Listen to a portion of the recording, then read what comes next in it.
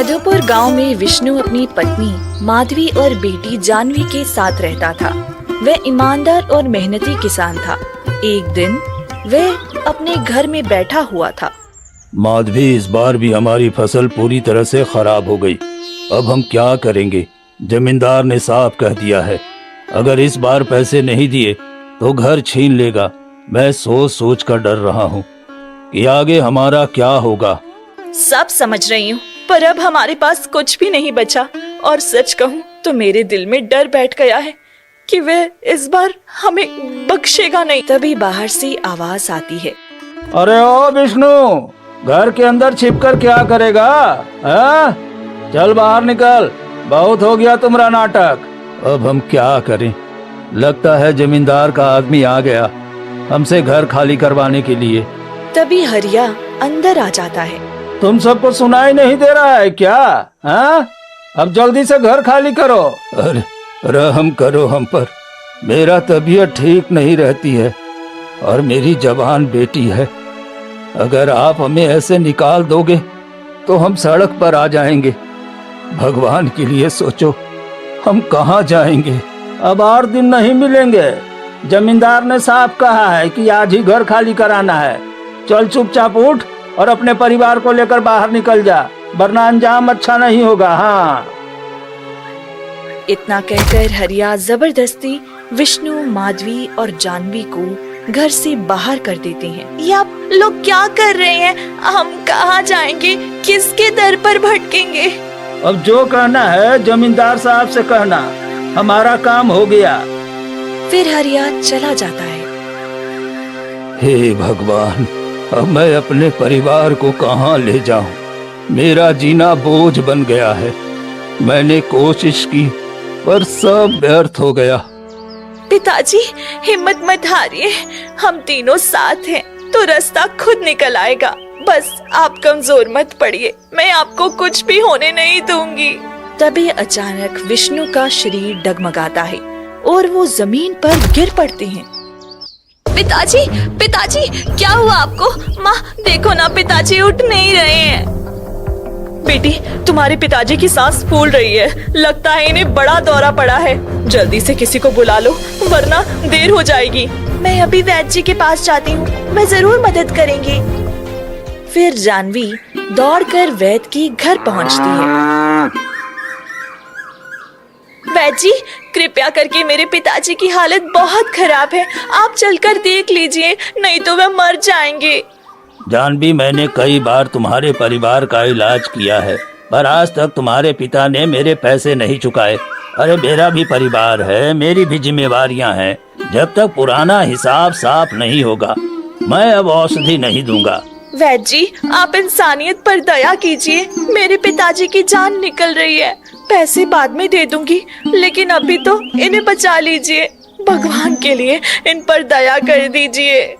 मैं समझता हूँ तुम्हारा दुख, पर बिना हिसाब चुकाए अब कुछ नहीं कर सकता।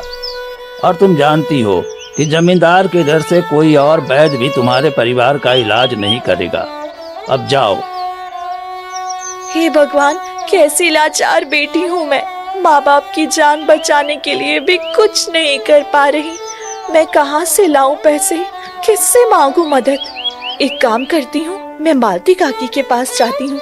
शायद वो मुझे कोई दाम दे दे या पैसे थोड़े उधार दे दे, ताकि पिताजी के लिए औषधि ला सकूं। फिर जानवी मालती के घर पहुँचती है। मालती काकी, मालती काकी। क्या हुआ जानवी, इतना शोर क्यों मचा रही है? काकी, मेरे पिताजी की तबीयत बहुत खराब है। जमींदार के आदमियों ने हमें घर से बाहर निकाल दिया। ऊपर से पिताजी को धक्का भी दे दिया, जिससे उनकी सांसें और बिगड़ गई हैं। मैं बहुत परेशान हूँ। आप मुझे कुछ पैसे दे दीजिए ताकि मैं वैद्य से औषधि ले सकूं। वैद्य ने बिना पैसे की दवा देने से मना कर दिया है। क्या मैंने कोई धर्मशाला खोल रखी है जो हर बार मदद करती फिरूं? मेरे पास फालतू पैसे नहीं है, जा यहाँ से। ऐसा मत कहिए काकी, मैं बड़ी उम्मीद लेकर आपके पास आई हूँ। अगर पैसे नहीं तो कोई काम दे दीजिए, ताकि उस काम के बदले मैं पिताजी का इलाज करवा सकूं। जा, मेरा सिर मत खा। मेरे पास तेरे लिए कोई भी काम नहीं है, अब यहाँ से चली जा। फिर जानवी उदास होकर अपने माँ बाप के पास लौट आती है। बेटी तू कहाँ चली गई थी? मैं कब से तेरा इंतजार कर रहा था। पिताजी, मैं वैद्य के पास गई थी, लेकिन उन्होंने औषधि देने से मना कर दिया। फिर मैं मालती काकी के पास गई पैसे मांगने, पर उन्होंने भी इनकार कर दिया। पर आप ठीक कैसे हुए?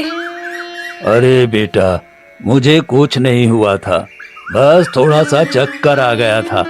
और जिसके साथ कोई नहीं होता उसके साथ ऊपर वाला होता है। पिताजी, हमारे साथ इतना दुख क्यों हो रहा है? क्यों हम हर जगह ठुकरा दिए जाते हैं? बेटी परेशान मत हो, भगवान है, वो जरूर कोई रास्ता निकालेगा। चलो अब यहाँ से चलते हैं, कहीं तो हमें सहारा मिलेगा। पर कहाँ जाएंगे हम? जंगल में किसी पेड़ के नीचे अपना आसरा बना लेंगे, क्योंकि गांव में तो कोई हमें सहारा देने वाला नहीं। फिर तीनों जंगल की ओर निकल पड़ते हैं और एक बड़े पेड़ के नीचे बैठ जाते हैं। पिताजी, माँ, आप दोनों ठीक तो है ना? हाँ बेटी, मैं ठीक हूँ। मैं भी ठीक हूँ, बस थकान बहुत है। कुछ देर में दोनों नींद में डूब जाते हैं। जानवी अकेली बैठी पूरी रात रोती रहती है। पास से पेड़ पर बैठी एक चिड़िया सब देखती है। ये कौन है जो पूरी रात रो रही है? इस लड़की के ऊपर तो बहुत दुख आ पड़ा है। मुझे इसकी मदद करनी चाहिए, पर कैसे करूं? फिर ऐसे ही 2 दिन बीत जाते हैं। जानवी और उसके माँ बाप उसी पेड़ के नीचे भूखे प्यासे बैठे रहते हैं। चिड़िया बेचैन हो उठती है। नहीं, अब बहुत हो गया, मुझे इनकी मदद करनी ही होगी। इतना कहकर चिड़िया उड़कर जानवी के पास आती है। तुम क्यों रो रही हो? मैं तुम्हें 2 दिनों से देख रही हूँ, तुम लगातार रो रही हो। क्या तकलीफ है, मुझे बताओ, शायद मैं तुम्हारी मदद कर सकूं।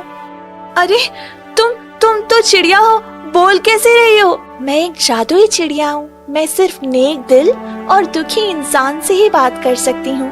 तुम्हारा दर्द देखकर ही मैं तुम्हारे पास आई हूँ। पर तुम चिड़िया होकर मेरी क्या मदद कर सकती हो?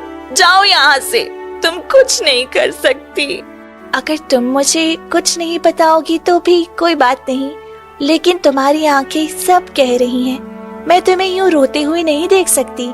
मैं तुम्हारी मदद जरूर करूंगी। फिर चिड़िया उड़कर जंगल में जाती है और एक गाय गौरी के पास रुकती है। गौरी बहन, मैं बहुत उम्मीद लेकर तुम्हारे पास आई हूँ। हाँ चिड़िया बहन, कहो क्या बात है, क्यों इतनी व्याकुल हो? 2 दिनों से एक लड़की और उसके बीमार माँ बाप जंगल में बैठे हैं, भूखे प्यासे बेसहारा। उनकी हालत देखकर मेरा दिल रो रहा है। मैं चाहती हूँ उनकी मदद करूँ, पर अकेली कुछ नहीं कर सकती। ये काम सिर्फ तुम कर सकती हो। ठीक है बहन, अगर मेरी मदद से किसी का भला होता है तो मैं जरूर चलूंगी। मुझे वहाँ ले चलो। फिर चिड़िया गौरी को लेकर जानवी के पास आती है। अरे तुम ये गाय कहाँ से ले आई? ये किसकी है? इस गाय का मालिक मर गया था, तब से ये जंगल में भटक रही है। मैंने सोचा इसे तुम्हारे पास ले आऊं, इससे तुम्हें भी सहारा मिलेगा और इसे भी घर। ये दूध बहुत देती है, अगर तुम अपने पास रख लोगी तो तुम्हारे माँ बाप को दूध मिलेगा और इसे भी समय पर खाना। क्या सचमुच तुमने मेरे लिए इतना सब कर दिया? मुझे यकीन नहीं हो रहा। मैं तुम्हारे उपकार कभी नहीं भूलूंगी। जानवी, मैं तुम्हें और तुम्हारे माँ बाप को दुख में नहीं देख सकती थी। अब ये गाय तुम्हारे लिए वरदान साबित होगी। बेटा, एक चिड़िया ने हमारे लिए इतना अच्छा सोचा है, हमें इसका बहुत बहुत शुक्रगुजार होना चाहिए। हाँ बेटा, आज से ये गाय हमारी है और हम दोनों इसका अच्छे से ध्यान रखेंगे। अचानक गौरी बोल पड़ती है। जानवी, मेरा नाम गौरी है और मुझे बहुत जोरों की भूख लगी है। मुझे अभी घास चाहिए। क्या तुम बोल सकती हो? ये कैसे हो सकता है? हाँ, ये भी बोल सकती है। हम जानवरों की बातें सिर्फ नेक दिल इंसान ही समझ सकता है। अभी तुम हमें समझ पा रही हो, लेकिन जानवी, अगर इसे खाना नहीं मिलेगा तो ये कमजोर हो जाएगी। दूध तभी मिलेगा जब ये ठीक से खाएगी। पर मैं कैसे इसे अभी खाना खिलाने जाऊं? मेरे पिताजी और माँ बीमार हैं। मैं उन्हें अकेले छोड़कर कैसे जाऊं? बेटा, अगर इसे भूख लगी है तो इसे घास जरूर खिला दो, तभी तो ये हमें दूध दे पाएगी। नहीं तो ऐसे भूखी रहेगी तो ये हमारी मदद कैसे कर पाएगी बेटा। हाँ बेटी, तुम्हारे पिताजी सही कह रहे हैं। जाकर इसे थोड़ा खिला दो, देखने से भी भूखी लग रही है। तुम चिंता मत करो, मैं तुम्हारे माँ पिताजी के साथ रहूंगी। तुम जाकर इसे घास खिला दो। इतना सुनकर जानवी और गौरी साथ निकल पड़ती हैं। थोड़ी दूर जाने के बाद, ये क्या, ये तो घना जंगल शुरू हो गया। हम इधर कहाँ जा रहे हैं? मुझे यहाँ बहुत डर लग रहा है। हिम्मत रखो जानवी, कुछ नहीं होगा, बस थोड़ी दूर और उसके बाद तुम्हारी सारी तकलीफें खत्म हो जाएंगी। बस डर कर कदम पीछे मत रखना। थोड़ी दूर बढ़ने पर अचानक तेज रोशनी फैल। ये रोशनी किससे निकल रही है? गौरी, ये तो तुम्हारे अंदर से ही रोशनी निकल रही है। ये क्या हो रहा है तुम्हारे साथ? तुम ठीक तो हो ना? तुम्हें कहीं कुछ हो तो नहीं गया? जानवी, मैं कोई साधारण गाय नहीं हूँ, मैं जादुई गाय हूँ। मैं तुम्हारी मदद कर सकती हूँ, लेकिन इससे पहले तुम्हें मेरी मदद करनी होगी। कैसी मदद? अगर मेरे बस में होगा तो जरूर करूँगी। बहुत समय पहले मैं एक ऋषि के आश्रम में रहती थी। एक बार मैंने उनकी हवन की खीर बिना बताए खा ली थी। उस पर उन्होंने श्राप दे दिया कि जब तक मैं अपनी भूल का प्रायश्चित ना करूंगी, तब तक मैं उनके आश्रम में नहीं जा सकती और भटकती रहूंगी। मुझे अमरकुंड झील का जल चाहिए। तुम वो जल लाकर मेरे ऊपर डाल दो तो ये श्राप टूट जाएगा। ठीक है, मैं वो करूंगी। झील कहाँ है और कैसे पहुँचूं? मैं तुम्हें रास्ता बताऊंगी, पर ये श्राप तुम्हारी परीक्षा है। इस राह पर सिर्फ तुम ही आगे जा सकती हो। सामने एक गुफा है, तुम्हें उस गुफा में जाना होगा। ठीक है, मैं जाऊंगी। फिर जानवी गुफा के अंदर जाने लगती है। तभी गुफा से गूंजती आवाज आती है। रुक जाओ, तुम ऐसे अंदर नहीं जा सकती। मुझे अंदर जाना है, मेरे दोस्त की मदद करनी है। ठीक है, पर पहले मेरे 2 प्रश्नों का उत्तर देना होगा। यदि सही उत्तर दोगी तभी अंदर जाओगी। पूछिए, मैं तैयार हूँ।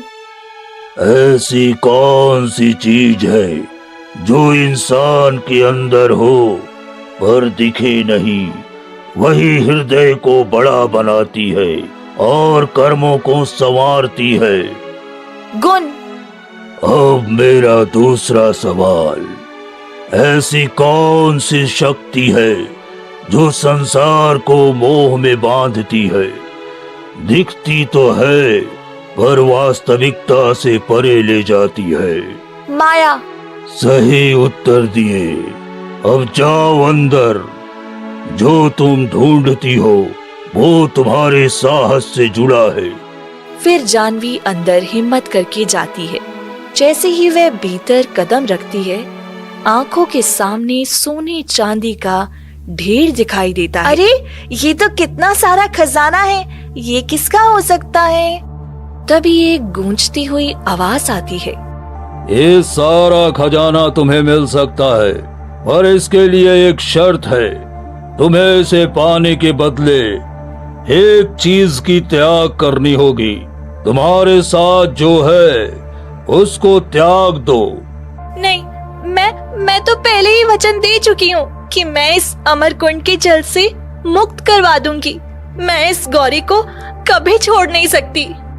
सोच लो, यदि तुम ये खजाना चुन लो तो तुम्हें इस गौरी को हमेशा के लिए छोड़ देना होगा।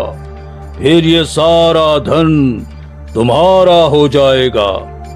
नहीं, मैं वचन दे चुकी हूँ। चाहे कितना भी बड़ा खजाना हो, किसी भी कीमत पर मैं अपनी बात नहीं बदलूंगी। तभी चारों ओर तेज रोशनी फैलती है और जानवी असल में अमरकुंड के पास पहुंच जाती है। जानवी, तुमने हर बार सही उत्तर दिया, इसलिए अब हम अमरकुंड के पास आ गए हैं। झील का जल लेकर मेरे ऊपर दे दो, तभी मेरा श्राप टूटेगा। मैं तैयार हूँ, बताओ कहाँ से लूँ और क्या करना होगा। लेकिन नस्ली परीक्षा अभी बाकी है, संभल कर रहना। अब जो होना है वह तुम्हारे त्याग से जुड़ा है। फिर जानवी झील की तरफ बढ़ती है। तभी झील का पानी अचानक काला पड़ जाता है। क्या हो गया?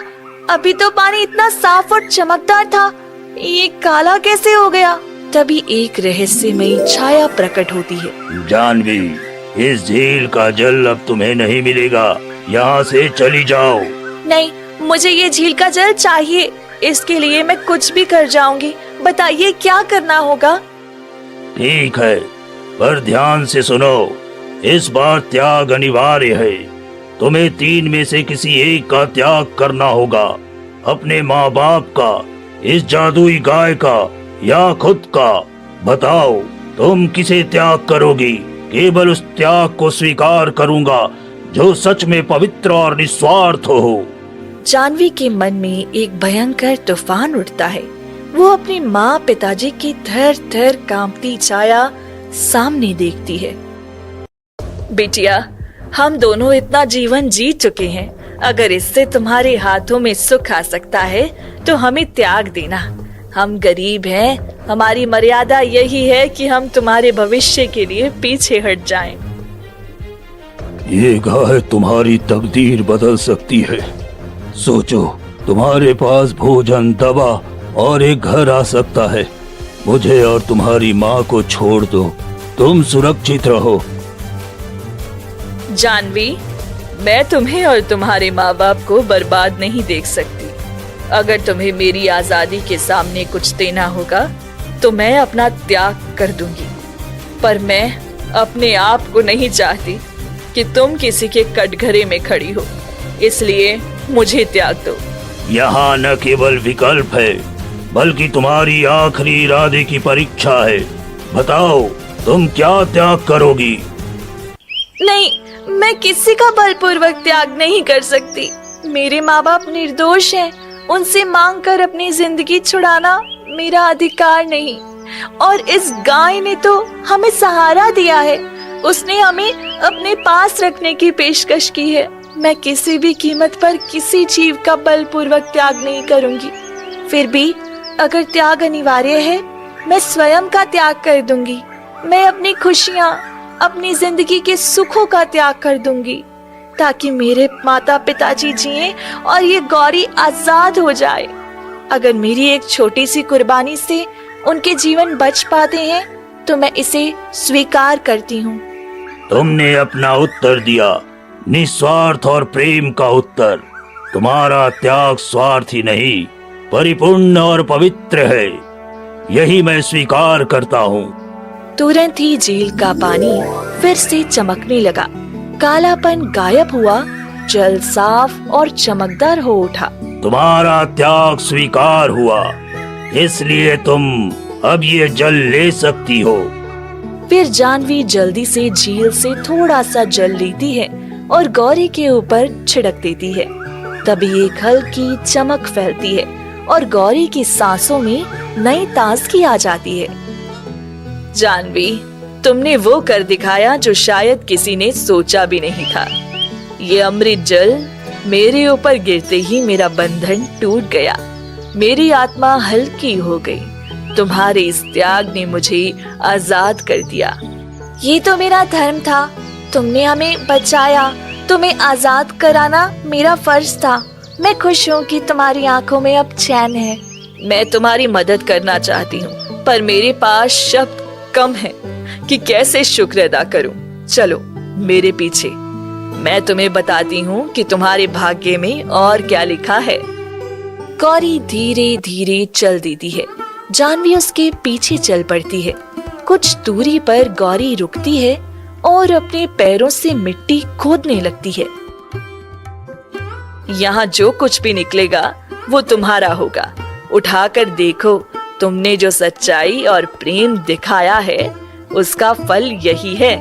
जानवी मिट्टी हटाकर थैली निकालती है। थैली खोलते ही भीतर सुनहरे सिक्कों का ढेर चमकता है। इतने सारे सोने के सिक्के, ये किसका है? मैं कैसे स्वीकार करूं? जानवी, तुमने जो निस्वार्थ मेरी मदद की, अपने प्राण तक की कुर्बानी देने को तैयार हो गई, उसके बदले मैं ये सारे सोने के सिक्के तुम्हें देती हूँ। तुम्हारे धर्म और दया का यही फल है।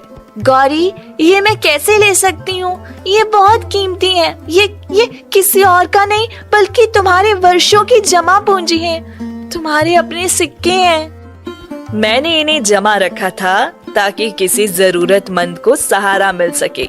तुमने मेरी मदद की है तो अब मेरा भी फर्ज बनता है। तुम्हारे माँ पिताजी बूढ़े और बीमार हैं, उन्हें इस खजाने की सख्त जरूरत है। तुम्हारी भक्ति और प्रेम ने मुझे आजाद किया, वही प्रेम अब तुम्हारे परिवार की रक्षा करेगा। ठीक है, मैं ये स्वीकार करती हूँ, पर पहले ये धन अपने माँ पिताजी की भलाई में लगाया जाएगा। और गौरी, तुम्हारा साथ मेरे लिए सब कुछ है, मैं इसे कभी नहीं भूलूंगी। जब तक तुम पूरी तरह ठीक ना हो जाओ, मैं तुम्हारे साथ ही रहूंगी। तुम्हारी आंखों की सच्चाई ने मुझे बांध रखा था, अब वही सच्चाई तुम्हारे परिवार को नई रोशनी देगी। फिर जानवी वो धन लेकर अपने माता पिता के पास लौटती है। बेटी, तुम कहाँ चली गई थी? हम लोग बहुत परेशान हो गए थे।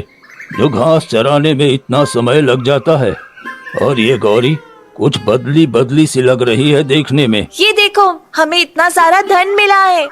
क्या? इतने सारे सोने के सिक्के? बेटी, ये सब तुम्हारे पास कहाँ से आया? देखने में पिताजी, ये हमारे मेहनत और दुखों का अंत है। अब हम गांव में एक अच्छा सा घर बनाएंगे। अब तुम सबको कभी तकलीफ नहीं होगी। खुशी खुशी रहना। मैं भी जा रही हूँ, मेरे बच्चे मेरा इंतजार कर रही होंगे। चिड़िया बहन, तुम्हारा बहुत बहुत धन्यवाद। तुम्हारी वजह से पिताजी ठीक हैं और तुमने मेरी बहुत मदद की है। ये तो मेरा काम था, तुम्हारा दुख मुझसे देखा नहीं गया, इसलिए अब तुम दोनों का दुख खत्म हो गया है। और गौरी बहन, अब तो तुम भी इसके साथ घर जा रही हो ना? हाँ, मेरा थोड़ा सा काम बचा है, बस वे पूरा कर लूं, फिर मैं भी आ जाऊंगी। तुम सब अपना ध्यान रखना, मैं अब चलती हूँ। फिर सभी गांव लौट आते हैं और कुछ ही दिनों बाद जानवी अपने माँ पिता को लेकर घर आती है और नया सुंदर घर बनवाती है, जिसे देखकर गांव में ये खबर फैल जाती है। अरे, ये लोग तो कुछ दिन पहले मुझसे पैसे मांगने आए थे और आज इतनी जल्दी जमीन खरीदकर पक्का घर बना लिया। जरूर खजाना हाथ लगा है, इसका पता लगाना ही पड़ेगा। फिर मालती जानवी के पास जाती है। अरे जानवी, कौन सा खजाना तुझे हाथ लग गया? पहले तो मेरे पास पैसे मांगने आई थी और अब देखो इतनी जल्दी घर बना लिया, पिताजी माँ का इलाज भी करा दिया। बताओ तो सही, कौन सा खजाना तेरे हाथ लगा है? कुछ खास नहीं, हमारे दादाओं ने ही थोड़ा सा खजाना छोड़ रखा था, वही हमें मिल गया और उससे हमारी जिंदगी सुधर गई। झूठ मत बोल जानवी, मैं जानती हूँ तेरे पास असल में क्या आया होगा। मैं इसका पता लगा कर रहूंगी। इतना कहकर मालती गुस्से में चली जाती है। इन लालचियों के मुंह क्यों लगती है बेटा? जो लालची होते हैं उनके मन में हमेशा लालच ही उभरता है। वहीं दूसरी तरफ हरिया भी देख लेता है। अरे, कहाँ से इतनी दौलत आ गई इसके पास? इतना पक्का घर भी बना लिया, ये कैसे संभव है? मुझे मालिक को बताना चाहिए। ये तो जैसे चमत्कार हो गया है, सर्दी में धूप की तरह। फिर हरिया जमींदार के घर जाता है। मालिक, मालिक, गजब हो गया, वो जो नहीं होना चाहिए था वही हो गया। अरे क्या हो गया हरिया? इतना हल्ला क्यों कर रहा है? हा? शांति से बोल। मालिक, वो विष्णु और उसकी बेटी जानवी अब फिर गांव में लौट आई है और उन्होंने अपनी खातिर जमीन खरीदी और एक सुंदर पक्का का घर बना लिया है। क्या? ये कैसे संभव हुआ? कहां से इसके पास इतना धन आ गया? मालिक सुनिए तो, उसके दरवाजे पर एक सुनहरा चमकता हुआ गाय भी बंधा दिखा हमको। मुझे लगता है वो कोई साधारण गाय नहीं है, शायद उसी की वजह से इसके पास ये दौलत आई है। अगर वही गाय है तो हमें वो चाहिए। आज रात हम चुपके से जाकर उसे चुरा लाएंगे और तब पता चलेगा कि असल में क्या राज है। ठीक है मालिक, आज रात ही चलते हैं, हम भी चलेंगे। फिर रात होते ही जमींदार हरिया गौरी को चोरी करने के इरादे से जैसे ही घर के आसपास चुपके से आते हैं और गौरी को पकड़ने की कोशिश करते हैं, अचानक चारों ओर तेज प्रकाश फैल जाता है। ये रोशनी क्या है? इस गाय के अंदर से रोशनी कैसे निकल रही है? ये साधारण नहीं लग रही। मालिक, कहीं जादू टोना तो नहीं है? यहाँ से भाग चलिए, कुछ ठीक नहीं लग रहा। तुम लोभी लोगों ने निर्दोषों का दर्द नहीं समझा। तुम्हारी बुराइयों की सजा अब मिलेगी। एक भयानक रोशनी फूटती है और उसी रोशनी के साथ जमींदार के शरीर पर जलन से उठने लगती है। उसके सीने, बाहों पर सूखे दर्दनाक घाव उभर आते हैं। अरे, मेरे सर में ये घाव कैसे हुए? मेरे शरीर में आग सी क्यों लग रही है?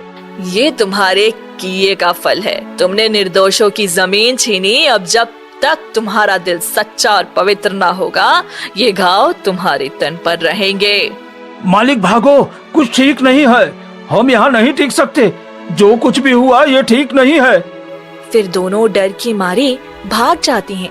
इसी बीच जानवी बाहर आती है और देखकर चौंक कर बोलती है, ये क्या हुआ? किसने मेरी गौरी को छूने की कोशिश की? तुम ठीक हो ना गौरी?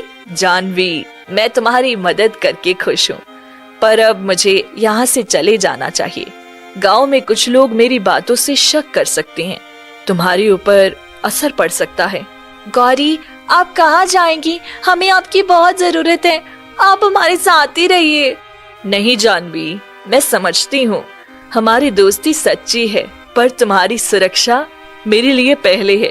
जब भी तुम्हें मेरी याद आए, चिड़िया के पास जाकर कहना, मैं जरूर लौट आऊंगी। ठीक है गौरी, आपका साथ और आशीर्वाद हमारे साथ रहेगा।